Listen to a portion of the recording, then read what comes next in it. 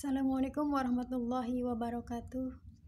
Bismillahirrahmanirrahim. Alhamdulillahirabbil alamin. Hamdan yuafi ni'amahu wa yukafi majidah.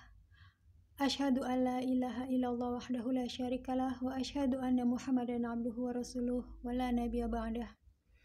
Allahumma shalli wa sallim ala sayyidina Muhammad wa ala ali sayyidina Muhammad wa sallim wa barik alaihi. Rabbi shrah li sadri wa yassir li amri wahlul 'uqdatam min lisani yafqahu qawli. Amin. Amma ba'du. Dengan channel Tukang Kebon dan Kucing yang setia di sini, alhamdulillah wa syukrulillah, kita panjatkan puja dan puji syukur kehadirat Allah karena kita bisa berjumpa kembali di sini. Dan pada kesempatan kali ini, marilah kita melanjutkan pembahasan kita mengenai tingkat kewalian, agama, dan sampai di manakah perjalanan Budak Angon atau Satrio Piningit sekarang. Sebelum saya membahas mengenai tingkat kewalian beliau, hal pertama yang ingin saya sampaikan dan ingin saya bahas adalah mengenai agama beliau. Sebab untuk tingkat kewalian paling tidak sudah saya singgung di 2 video sebelumnya, dan nanti akan saya gabungkan ke sampai di manakah perjalanan beliau sekarang. Seperti yang telah saya sedikit sampaikan di video yang kedua untuk judul yang sama, bahwa agama beliau Budak Angon atau Satrio Piningit adalah Islam. Tidak diragukan lagi, tidak disangsikan lagi, dan tidak ditolak lagi. Memang agama beliau adalah Islam. Mau tidak mau, suka tidak suka kepada siapapun, harus dengan legowo, harus dengan lapang dada menerima kenyataan bahwa sangat sungguh-sungguh beliau beragama Islam. Dari mana saya bisa menyatakan demikian? Tentu saja dari sumber yang saya jadikan patokan, yaitu dari serat-serat peninggalan leluhur kita. Memang ada hal-hal yang luar biasa yang disembunyikan dan dirahasiakan oleh leluhur-leluhur kita itu di dalam penyampaian beliau-beliau di tulisan-tulisannya mengenai sosok Budak Angon atau Satrio Piningit ini. Banyak hal yang disembunyikan tentu saja untuk menjaga kerahasiaan dan juga menjaga keamanan Budak Angon atau Satrio Piningit itu sendiri. Namun demikian, meskipun sudah sedemikian rupa diramu dalam bentuk kode, dalam bentuk rahasia-rahasia yang hanya bisa diungkapkan oleh yang bersangkutan secara langsung atau bisa sedikit dipahami oleh orang-orang yang diberi petunjuk untuk memahaminya, tetap saja ada pihak-pihak tertentu yang karena hawa nafsunya, karena tujuan-tujuan tidak terpujinya, kemudian mengotak-atik isi dari serat tersebut. Akan tetapi sungguh sayang, yang namanya kejahatan, yang namanya itikad buruk pada saatnya terbongkar juga. Agama beliau, Budak Angon atau Satrio Piningit, adalah Islam. Sekali lagi saya tekankan dan saya yakinkan, saya pastikan agama beliau Budak Angon atau Satrio Piningit adalah Islam. Sebab beliau Prabu Jayabaya di dalam beberapa seratnya menyatakan bahwa ciri-ciri dari Budak Angon atau Satrio Piningit adalah salah satunya yaitu bumi Mekah denya lair. Dari kata-kata ini kemudian membawa banyak polemik yang dilakukan sebagai siasat oleh pihak-pihak tertentu, yaitu rezim yang di bawah daulat atau di bawah kekuasaan orang lain, kekuasaan asing sebenarnya. Kemudian berusaha untuk mengaburkan, berusaha untuk bahkan menghilangkan kenyataan bahwa Sosok Budak Angon atau Satrio Piningit adalah sosok yang di bumi Mekah lah beliau itu dilahirkan.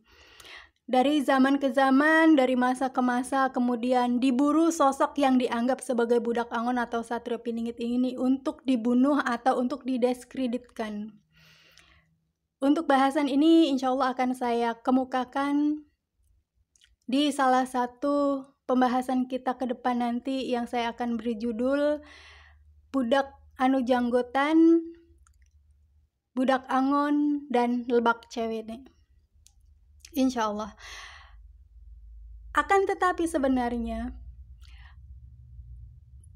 pernyataan bahwa di bumi Mekah beliau Budak Angon atau Satrio Piningit ini lahir itu hanya sebuah kode, hanya sebuah pernyataan untuk menunjukkan tentang agama beliau, bahwa agama beliau adalah Islam. Sebab bisa jadi dinyatakan di Mekah atau di luar Mekah itu baru menunjukkan agama beliau bukan Islam. Misalnya beliau ini keturunan dari Timur Tengah, tetapi agamanya bukan Islam. Bisa jadi dinyatakan di Arab lah beliau dilahirkan. Tapi di sini digunakan kata Mekah. Mekah itu sudah sangat jelas menunjukkan bahwa kiblat kita, kiblat umat Islam adanya hanya di Mekah, dan itu adalah Baitullah, itu adalah Ka'bah. Dan itu secara nyata menjelaskan tentang agama beliau, yaitu agama dari Budak Angon atau Satrio Piningit. Ditambah lagi dengan pernyataan dari beliau, Prabu Jayabaya di dalam seratnya, bahwa sosok Budak Angon atau Satrio Piningit adalah Prabu Tusing Waliullah. Akedaton pan kekalih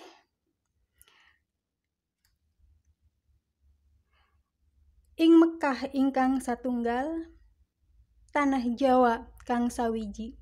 Artinya tempat tinggalnya kelak, tempat bersemayamnya kelak, tempat memerintahnya kelak itu di dua tempat, di Mekah yang pertama dan yang kedua adalah di Tanah Jawi. Di Tanah Jawi di mana tepatnya sudah saya sampaikan di video-video yang sebelumnya. Sedangkan akedaton di bumi Mekah itu ada hal-hal tertentu yang nanti akan bisa kita lihat di masa depan ketika beliau sudah memerintah. Kembali lagi ke tentang agama beliau, agama Budak Angon atau Satrio Piningit.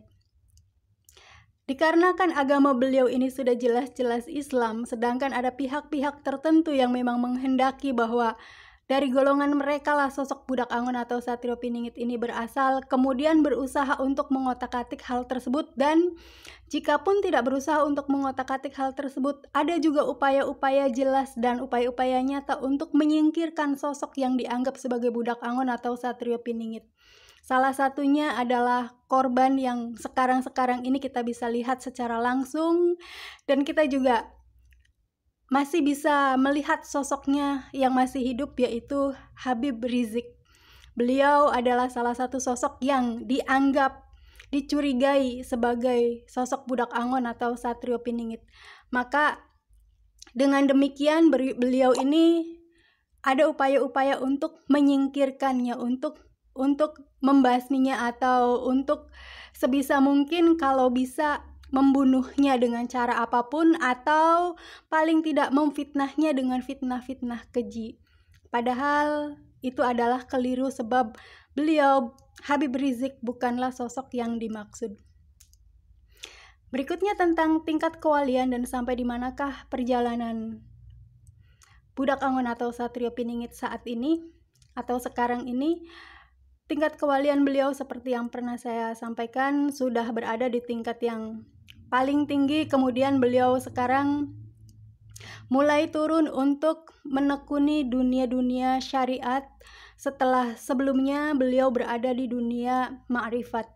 Beliau dulu berada di wilayah yang mengawang-awang di langit, di antara langit dan bumi, dan sekarang beliau mulai menapak ke bumi sebagai manusia yang umum yang harus menjalankan hal-hal dan menanggung syariat, yang harus mempelajari ibadah-ibadah yang berlandaskan syariat, berlandaskan kepada hukum-hukum yang nyata.